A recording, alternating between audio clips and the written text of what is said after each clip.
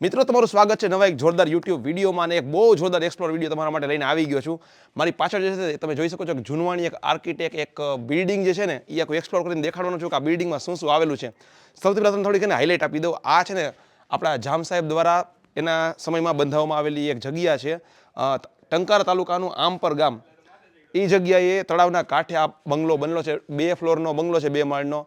અને આ કદાચ એનું એન્ટ્રી હશે, તમે જુઓ આ ભવ્ય એન્ટ્રી છે. 2 સાઈડ લાકડાની થાંભલીઓ છે. અને પેલા એક્સટેરિયર વ્યૂની વાત કરી દઉં કે બહારથી કેવું દેખાય છે. ઉપરની સાઈડ જો દરવાજા છે, ઉપર કાંગરા છે અને આખું એક ભવ્ય જ્યારે હશે ત્યારે ભવ્ય હશે. હવે અંદરથી તમને દેખાડું કે આ જે જગ્યા છે ને, ખાસ જુઓ તમે અંદરનું એનું ઇન્ટિરિયર. આખું પહેલાં જે રીતે મતલબ કોન્ક્રીટ વગર જે આપણે મતલબ છત બનતી ને, તો લાકડાના બધા પીઢિયા રાખીને એની ઉપર આખું છત ભરીને બીજો માળ બનાવેલો છે. વચ્ચે આ ટાઈપના લાકડાના ટેકા છે અને એ પણ તમે જુઓ કે ઓલા વુડન આર્ટવાળા પ્રોપર કોતરેલા એવા બધી સાઈડ સરસ મજાના 4 થાંભલા છે અને 2 બાજુ એક રૂમ છે. હવે એ રૂમના દરવાજાને એ પણ તમે જોઈ લ્યો, એકદમ સાંકળ ને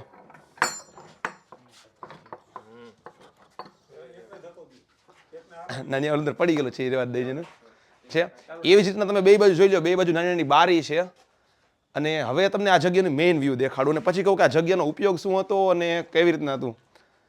એક સરસ મજાનું તળાવ છે, તમે જોઈ શકો છો કે 4 બાજુ આપણે જોઈ શકીએ ને એવું તળાવ છે.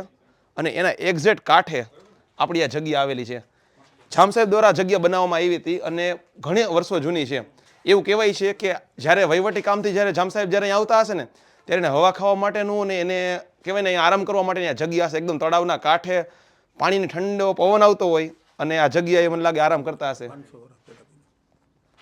અને આ જગ્યા 500 વર્ષથી પણ વધારે જૂની છે.